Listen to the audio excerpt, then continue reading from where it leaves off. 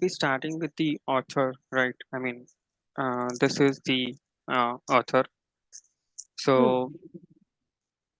actually, this is the main tool where we are. So we have the manuscript, right? So in the DCT, Duck Creek architecture, in the whole Duck Creek system that we uh, follow. Like Duck Creek is mainly a product for insurance space, particularly for the property and casualty insurance, right? So Right. for building up the policy platform, we have in Duck Creek a tool called Author, and this is the what's it UI screen of the author. So this symbol that you're seeing, this duck symbol, and which is having a written underneath it. So this is the symbol of the author. So once we open this author, we'll be opening up a manuscript. So manuscript is what? Manuscript is a XML file which Right. contains all the codes. So basically all the rules that are defined. Right, regarding the product, the rating thing, the documentation thing, the screen flow, the policy transaction, and all. So all these things are present in the XML file, which is called the manuscript, right? So whenever we open up the author, we can see here which version of the manuscript we have opened. So here you are seeing here that version is written and the name of the version is written. So currently we have opened this carrier cyber data and version number is 25, right? So why do we have the versions of the manuscript? So because see, I mean, uh, for a particular state of America, I'm taking example as New York, right? So, the government made a rule that from 1st of May, a 5% extra tax would be levied on the state, on the state of New York. So, any uh, person who is taking the policy for his property, right, in the particular state of New York, a 5% extra would be levied after if the effective date of the policy is greater than the 1st of May, right? Then, Hmm. a new rating has to be triggered, right? Then only the new premium calculation will be there. The new premium will be 5% extra. Extra than the premium that was charged before 1st of May, right? So for that thing, this is one of the example that I'm giving you. For that thing, we need a newer manuscript in which a 5% extra tax would be levied, right? And which will be effective from 1st of May. You are getting it right. Okay. If you have any questions, you can I stop me want and to know that can we not do that in the same manuscript using we can do that in the same manuscript. I'm just saying that I was just giving one example why okay, we require the version. There are okay, many reasons why we require versioning. This may be one of the reasons, the rating change. The rating factor change, okay, right? right. See, if we, to answer your question, we can do the same change in a particular manuscript, in that same particular manuscript. But see, this is one of the example I told you that for NY state, a 5% extra was levied, right?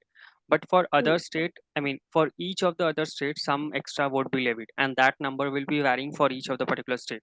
So then it would be, convenient to have a version manuscript rather than doing the same changes. For particular states in that same manuscript, Okay, right? So we okay, need to check the efficiency and productivity of the R code, right? okay. Yeah. Any question? Any question you wanted to ask or any? So yeah. So this is the version, and the manuscript is the XML file which contains all the all the components of the product, right? Then here you are seeing or these are the symbols which are present in the Duck Creek author, right? So this symbol that you're seeing here, a rectangular box with a dot, right? In this symbol denotes the field view of the author. So in the Hmm. field view, when I say field view, it contains all the fields. It has the groups as well as the fields, right? So here you are seeing that these are the groups, right, in the green. and I mean a group is under a group. I mean a group is what's say a child of a parent group, and then the fields are the child of one of the group, right? Hmm. So I mean here you are seeing these are the fields, and this is called the field view. There is another view called this page view. So this symbol you are seeing, right? A pen and a notepad is there, right? Ah, So this symbol is called the page view. So I mean, what this contains is that I mean, whatever we are seeing onto the UI of the Express, right? right. So I mean, all those components which we are seeing and how those components are coming up onto the UI, that can be mapped and arranged in this page view. Like whatever we want on the UI and in whatever what's it flow we want in the on our UI, whatever dimensions we want on our UI, all those can be I mean what's it mapped and configured here in the page view. So here you are seeing that the account page is there, then the qualification page is there, then this coverage detail is there, then there is a UW analysis page is there. So these pages are there, I mean the flow would be the similar. Like I mean account page would be coming first, then qualification would be coming, and so however it is map. I mean however we are doing the mapping, the same way it will be coming onto the UI. Right. Any questions till here? So uh, so I mean we got to know that this is the author, and I mean everything is coded here in the author, right? But before starting with the coding in the author, we need to set up the author. So for example, like I mean before, I mean when we take a new our new mobile, so before like using that mobile, we need to set up things, right? I mean in our new mobile, so that I mean it is convenient for us to I mean use it, right? So before starting the coding in our author, we need to configure it. I mean some components so that it would be convenient for us to code in the author. Hmm. Right? So we need to do some author settings, right? So here there is a view menu, right? I mean on top of it, here you are seeing, right? So in that thing, there are these author settings are there: color configuration, directories, local option, enterprise option, and advanced. Right. So color configuration is the first one. So in that color configuration, here you are seeing that the background color is black, and I mean all these things colors are coming up. This is white, and this is all these things. So you can configure these colors according to your needs. So this is the custom palette that we are using, right? I mean that is uh, I mean what's it? I mean custom. This is not the custom palette. This is the I mean the what's it? The permanent template that the author uses. I mean that is provided by the Duck Creek. But we can use a custom palette. I mean of colors. I mean for the background and whatever whatever color we want on our author, right? So for that thing here on the color configuration, you need to click on it, right? And then when you click on it, I mean whatever color is present in the in that list, you can select it, and that will be coming up here. How Then did there is you a come into this option? View. You're saying yeah view. view, yeah view. When you click on view, I mean these options will be there, and then you can Okay. click on it. Yeah. Any other question? So then there is a custom setting. So what happens is that I mean there may be five. I mean you need to add color, whichever color you want to add, right? I mean uh, I mean some specific color you want to showcase on your author thing, right? So you, for adding that color, you need to go into this custom setting. Then there three ellipses would be there. Then a pop-up would be coming up, and then what say like I mean you can paste the there is a color coding number, right? I mean each of the color that you are seeing onto the screen, there is a coding number for it, right? I mean you must have worked I mean Yes. on the CSS, right? So there we need to specify that color code number. Here also we can you can specify the color code number, and that new color would be added up in that into the list. Then again in the color configuration you need to click up, and then that color that you have added will be coming up. And then the third thing is that display option for list and inherited indicators. So here what happens is that so you want the combination of two color, right? I mean the bay and the fadeness, or I mean, you want to decide the fadeness of that color that you have selected, right? I mean, so I mean, you have selected the color red, but you want the fadeness for only 40% of that color. So those things can be done here. I mean, in the when you click on this one, I mean, there will be options to. I mean, you need to specify the percentage, like I mean, the what's it, which percentage of what percentage of fade you want for the for that particular color. So you can select that thing, and then that color will be added up, and then again in the color configuration you can select that color. So that would be coming up onto. And I mean, you are getting it right. I mean, so I mean, you can tell me like if you have any questions or anything you want in a particular Sure. way. The second thing is that we have to put the directories option. So what happens is that before starting with the author thing, uh, we need to give the path of the files where the author will be interacting up. So, uh, so I told you there are many versions of the manuscript, right? So this is the 25th version of the this carrier cyber data manuscript, right? But before this 25th version, there are 24 versions, right? So what happens that I mean, how will the author, or when on the express, when a user is creating a policy, right?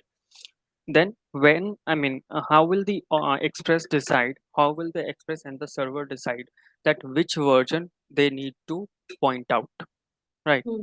So every version has a effective date. This MS-25 has a effective date of 1st of May. MS-24 has a effective date of 1st of April. MS-23 has a effective date of 1st of March. Right.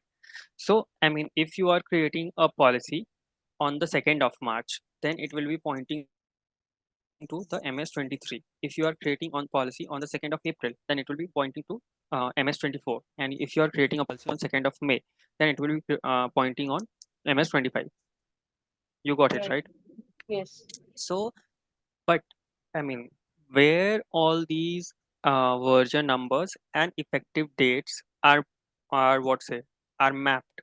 That is the file name of that is called MS catalog, manuscript catalog, right? File name is called Manuscript catalog, manuscript. Okay. MS catalog, right? So, I mean, what happens is that, I mean, that same manuscript catalog is required for opening up a particular manuscript in the author. So, suppose you are seeing here, right? Uh, this one, Carrier Cyber Data 25th version is opened up, and there is a drop down thing here you're seeing, right? Once you click on this drop down, you will get all the versions, all 24 versions of this Carrier Cyber Data will be in that drop down, and you can select any of the version of this carrier cyber data, and you can directly jump onto that version of the carrier cyber this manuscript, Okay. right? So for Right. this one as well, you need this one, I mean, you need the MS catalog. Like the author needs the MS catalog to, I mean, to verify which version it is going, I mean, going in, and how it is behaving, all those things. So for all these things, we need to map the location of the file, I mean, of the that catalog thing. So Ah. the file location of the catalog thing we need to map in the here, I mean, in the directories options, in the catalog one especially. I mean, the thing is clear, or you want me to repeat once more? No, no, it's clear. Okay. The second thing is that debug file. So what happens is that, I mean, whenever we are creating a logic in our author, so suppose, I mean, for example, I'm telling you that, I mean, I mean, there was a requirement to have a sum of two numbers, right? Then I Hmm. created a logic that a plus b is equal to c.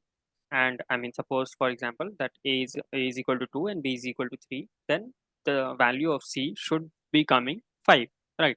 But I am getting 6. Hmm. Then I mean, there is something which is going wrong, right? Then I need to debug it, right? So for that debugging it, we have many tools, like we have data tester, we have trace pointer, right? We have tsb debugger, Hmm. right? We can load the session Right. from util, all those things. So for especially for the tsb debugger, I mean, once we start, I mean, we need to mention the location of the file where I mean, when once we start taking the see, once we start our debugging, there is a file which will be created, which will be called trace file kind of thing, right? So that new file which is created, uh, once we start taking the debug thing, uh, I mean, we need to mention the location of the of that file. Like we need to mention in which folder that file will be created. Yeah. Any questions to here? All these are in directory. Yeah, all these are indirect. Then we have forms, right? So I mean, as you know that I mean, in a particular when we I mean, uh, for a particular policy to be issued, there are many forms which needs to be what's it printed up, right? And I mean, all those forms will be I mean, all those forms I mean will be what's it mapped, or we will be working on all those forms, the conditions and all from this view. This is called the forms view. I mean, this two rectangle that you are seeing, one block I mean solid rectangle and one block rectangle, this is called the forms view. So I mean, we'll be working on all the forms, but that form which we will be working on, we I mean, all those forms needs to be there in some folder, right?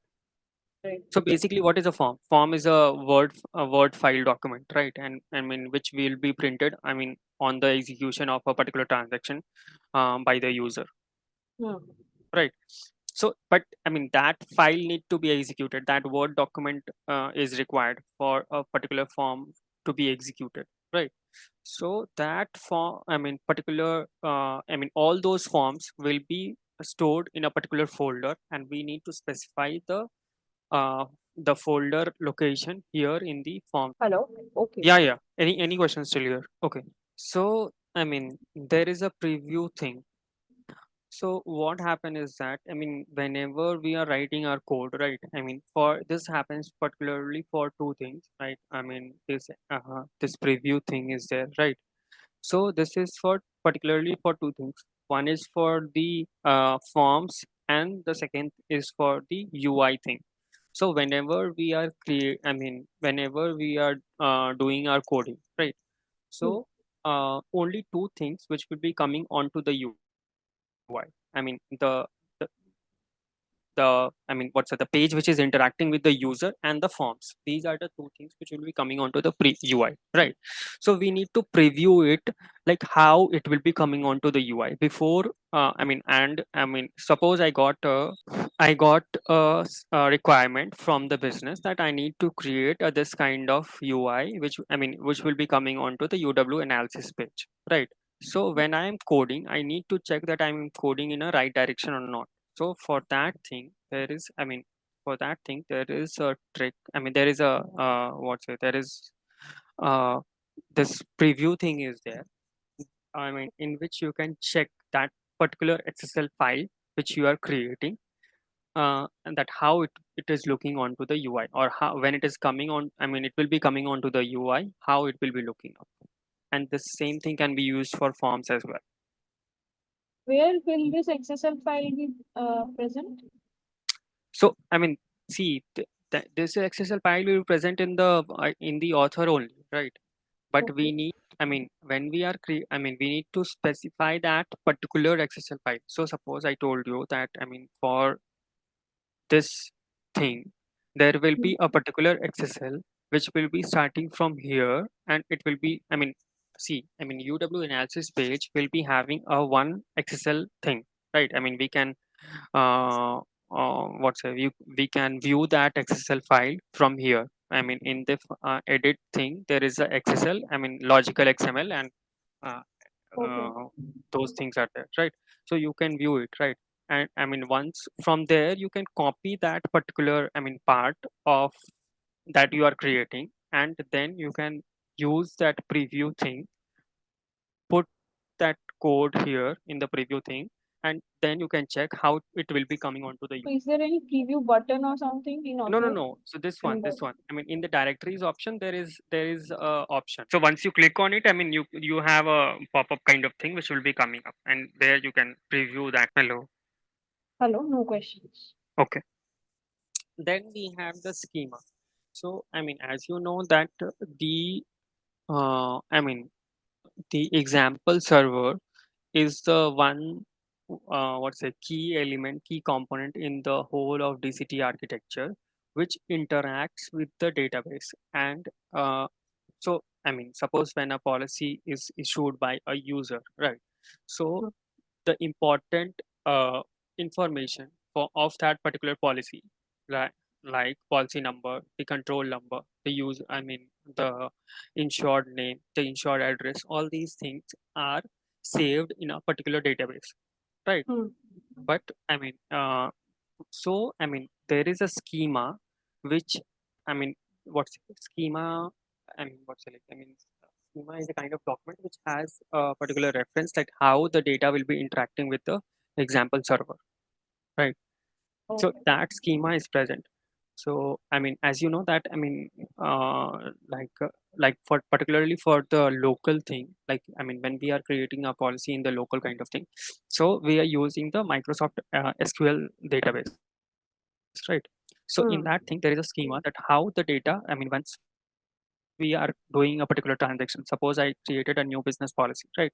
So which particular data will be stored in that database, right? So that schema we need to put the location, I mean, location of that schema file in here in the schema. Location of the schema file in the schema directory. Okay. Sorry, I'm not able to hear your. Location of the schema file in the Yeah, directory. location of the schema file we need to mention here in the directory. Right. Okay. Yeah, I mean, you have any questions or confusions here? All all these things that we did was to set up the directory of the Yeah, example of. author. Yeah, Yeah. absolutely. Okay. Yeah, and I mean there is a restore default catalog as well. So I mean once you click on to this one, I mean it will be return the setting to the default thing. Okay. I mean you're getting it right. I mean you do Right. not have any confusion thing, right? Fine. Okay. Then there is one thing called local options. So this is particularly for the local thing. So I mean here when you and when I'm showing you this author thing, you are seeing here that this is the name of the manuscript that is open. So Carrier Cyber Data US version number 25 is open right now, right? And it is opened for the particular environment SIT2, right? I mean you know that, I mean there are multiple environments SIT, UAT, then stage, and then prod, right? So this author that is open for a particular environment called SIT2, right? But I mean, so what is the ideal procedure of coding? I mean, so I mean, we will be doing the coding in our local thing. So there is a local host kind of thing. I mean, there is a local Express UI that will be present on this particular AXPX, right? Hmm. So whatever changes we are doing in our local will be reflecting on this local host, Right. right? So I mean, what is the ideal procedure? That I'll be doing the changes in my local, and that will be I'll be able to see on this local host server, right? And once I have verified that it is working perfectly fine, then I will push the code into the branch, and that branch will be getting deployed onto to the particular environment. And then I will check on the particular environment and push it to QA, right? Hmm. This is the ideal scenario, right? Right. So what happens is that once to code in our local, we need to set up some things in our local. I mean the same things that we have set up here for the directories option, we need to set up here for the local options as well, Hmm. right? So we need to mention here the express URL. So mainly what happens that, so whenever we open up our author, there will be a pop-up would be coming up where we need to mention the user ID, the environment for which we are opening up, and the password. So Hmm. for the local thing, right, this express URL that you are seeing here, right, this needs to be entered for every environment, I mean, whenever we are opening the author. So if I'm opening the author for the local thing, I need to mention this express URL there. Hmm. Okay, so that is the express URL. Yeah, express URL. So Okay. for each environment, there is the express URL. So here for SIT2, like yeah, if I'm opening the author for SIT2, this express URL needs to be given up, and then the user ID and the password needs to be given up, right? Okay. So there is one more option that we can put here. I mean, we need to put here, specify the, for the local thing, we need to specify the same things, the data schema directory, the express URL, all those things need to be set up for the local thing. So when we Hmm. are opening up for the local, I mean, there is a, I mean, what's it, the author can communicate to all the other components that are required for a I mean, for a policy creation or for the product uh, to be executed. Can you repeat once? The author, the I last mean, line. see, yeah. So see, I mean, the author needs to, I mean, see, when we are on our local host and we are checking that if the code that we have done is correct or not, Hmm. for at that particular moment, I mean, for any code which is there on the author, I mean, which is there coming on to our local host UI, I Hmm. mean, there is, I mean, only the author code is not coming onto the UI. There are many multiple files which are running in background and which are interacting with the author, therefore it is coming onto the UI, right? You are getting it, or I mean, you are getting confused. Hmm. Sorry. Got it. Okay. So, I mean, the same thing, like, see, I mean, I explained you the database thing, which is there for the environment, right? In the local as well, like we have the example database. That is the, what's a default database that is given by the Duck Creek thing.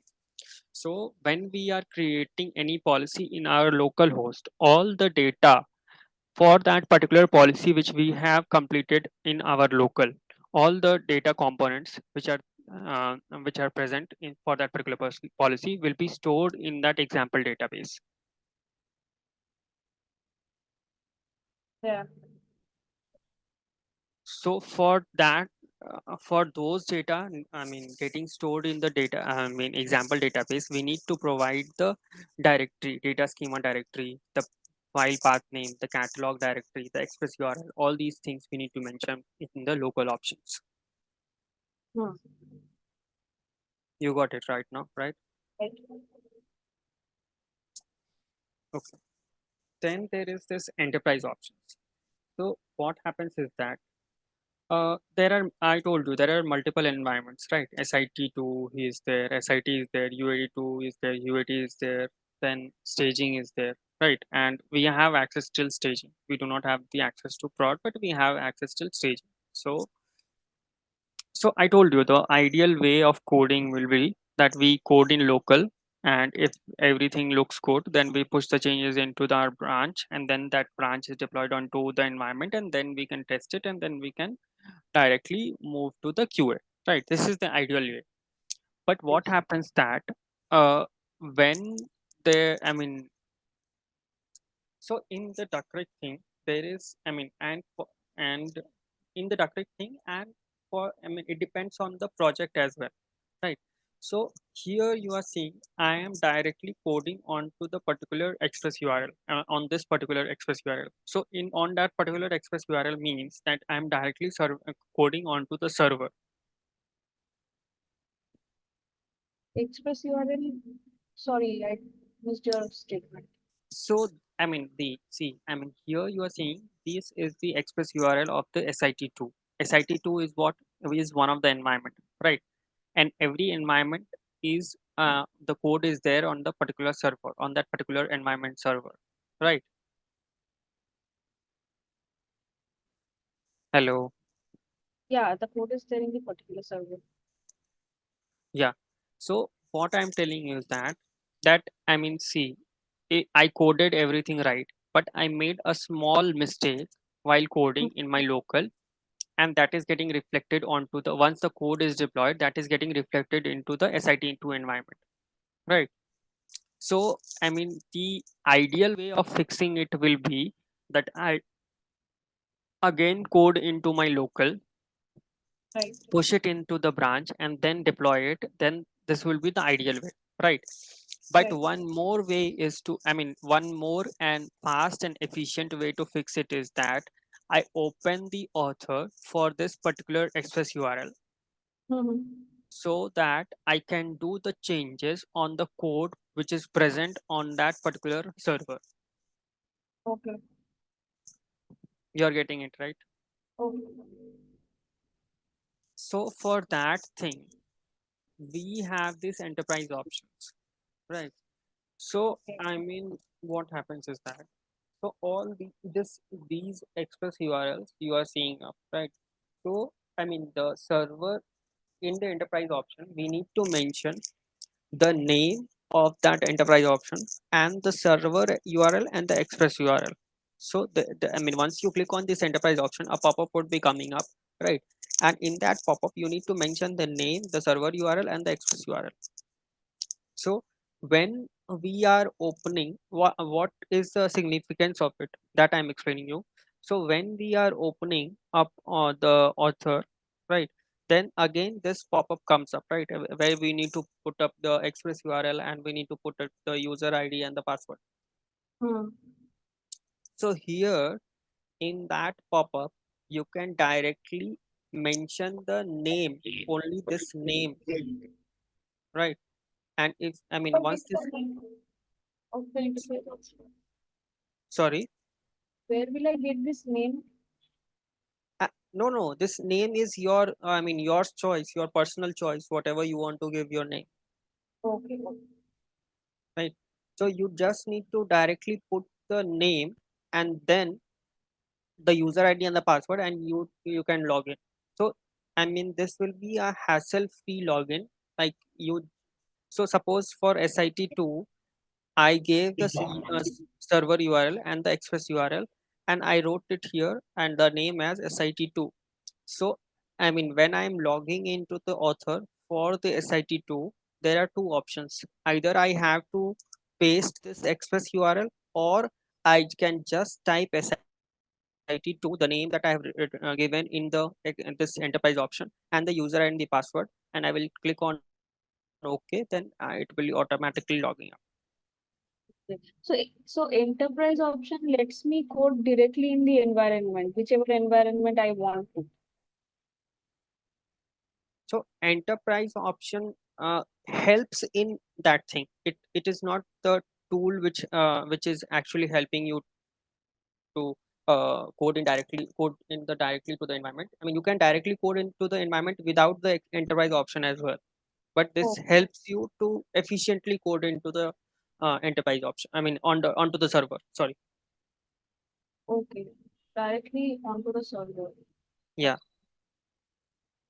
Mm, you are confused. You want me to explain once more? I was just remembering that when did we choose these enterprise option? I don't remember actually. You don't remember why we use enterprise option? What? Sorry, I'm not able to hear you out. I mean.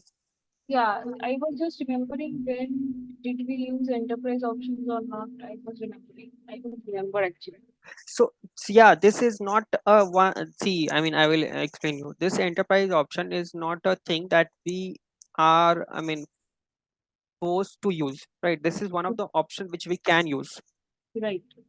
So right now you are seeing that I have opened the this manuscript, and that is for the SIT2 server, right? So I have not Right. used enterprise option. I have directly pasted the server, I mean, express URL, and I. So here you can see that I have opened this author for this Correct. particular SIT2, right? Hmm. So, but I have not used the enterprise option. If I have used the enterprise option, here the name of this server express URL would not be coming up. Then the Okay. name of the enterprise option which I have put in the here, the name, that only that thing would be coming up, Okay. right? So enterprise option is just one method for coding efficiently. That Actually, yeah, absolutely. no questions. So till now Yep. we set up the directory. Yeah, we have set up the directory. So basically, before coding in the author, we are setting up the author thing. And I mean, see, these are what's say like. I mean, I already told you when we take a new mobile. I mean, before we start using that mobile, we set up some our profile kind of thing, right? So that we are doing up in the author. Then there are these advanced options, right? So I mean, here you can see the pretty simple things are there. Then I mean, again, here the interview preview XSL is there. So again, you need to specify that appropriate XSL file, and I mean that too you can preview it using this option, right? Then there is this documentation preview XSL. Again, you can specify that particular file XSL file and you can preview it as a document. Then the cache ODBC connection is there, right? So what happens is that the database, I mean, I already told you there is a database for, I mean, whether we are working on a particular environment server or in the local mode, right? So Hmm. whenever we need to keep the database connections in the local mode, we need to click on this cache ODBC connections, and there will be I mean, we can select that thing that we need to keep the uh, database in the local mode. That thing, right? Then there is a start window maximized. So whenever we start the author, I mean, whenever we log into the author, it will be in the maximum mode. So this you know that maximum and minimum mode, right? Kind of thing, maximum and Hmm. minimized thing. So this will be in the maximum mode. Then show hints. So I mean, as you know that I mean in the author, whenever we hover around these, I mean these properties, we get a hint like what this property is actually used for. That kind of hint we get. So that thing Hmm. we can set up from here if we want that hint or not. Then Okay. there is a start field in the collapse state. So here you are saying that this is in the open state, that every of I mean every group which is present here is having in the is there in the open state, and all the fields which are present on that particular group are coming below it, right? But Hmm. if we select this option, start field list in a collapse state, so when once we open our author on a particular manuscript, all these groups will be in a collapse state and the fields will be hidden, Hmm. right? Then restrict manuscript catalog on open. So, I mean, whenever we want to restrict the manuscript catalog, if we select that option, then I told you whenever, I mean, here there is a drop down, all the version of the manuscript would be coming up, and we can jump between one version of the manuscript to another version of manuscript. But if we restrict it from here, then that will be restricted and will be confined to that particular manuscript, Hmm. Okay. right? Then there is this refresh option. uh, so whenever I mean we are doing any changes right in the author, it should be automatically get saved, and it should be automatically refresh thing. So that thing we can do it from here. Then uh, there is a preserve manuscript catalog sort preference. So there is a sorting column which is present in the manuscript catalog thing. So from there thing we can select, I mean that we can select that particular parameter which will be used for the sorting preferences, right? Please Then did there not. is this, sorry. I did not understand this one. Preserve manuscript catalogs of documents. That's So all. there is see the I mean I told you there is a manuscript catalog, right? So there is a column Hmm. called short column which is present in the I mean in this preserved manuscript catalog sort preferences, right? So in this short column we need to specify that particular parameter which will be used for the sorting of the sessions. Okay. You know what is session, Right. right? Hmm. So I mean, whenever we take the trace or we take we open the we want to see the session for a particular policy, right? Then Hmm. there, I mean, always there is a pop-up, right? And a sessions list would be coming up, Hmm. right? So that sorting of, I mean, which session list, I mean, in that session list, which session will be coming on top and which session will be coming below, how that sorting will be done, that parameter need to be selected here. So after this one, there is a request timeout. So you know that when we are coding in the author, we know need to interact with the third party applications as well, right? For Yeah. interacting with the third party application, we need to send a request and we receive the response from them, right? So while we are sending a request and we are receiving a response, there may be sometimes when the request may fail, right? And we will be hitting onto the particular what's a link through our request multiple times, but we need to specify a time limit, right?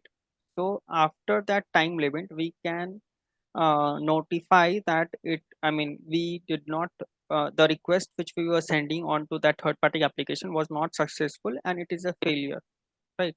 So Hmm. that request timeout we need to enter in seconds, like I mean, if we mention it as a 30 second, then it will try till 30 second uh, to send a request and receive a response.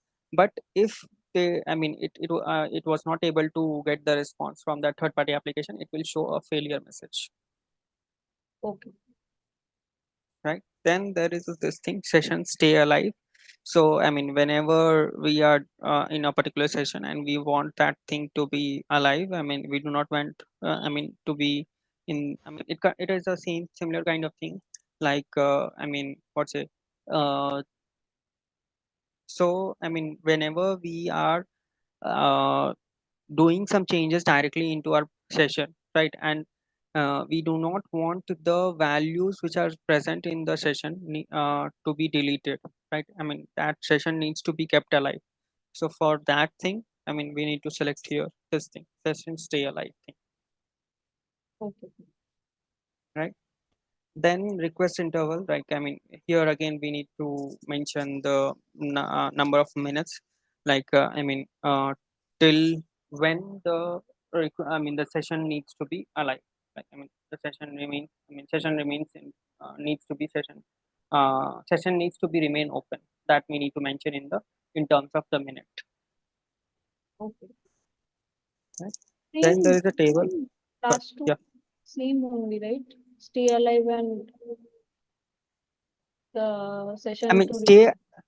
stay alive. We are selecting that, okay, stay alive, but we need to mention the number of minutes where, I mean, that session needs to be remain open. That we need to mention up here in the request interval. Then there is this table options. So, I mean, as you have already worked, or I mean, you must have worked on Excel thing, right? I mean, there also you get this delimiter option. So you need to select in the delimiter option, I mean, in the table options, whichever whatever delimiter option which we want to select.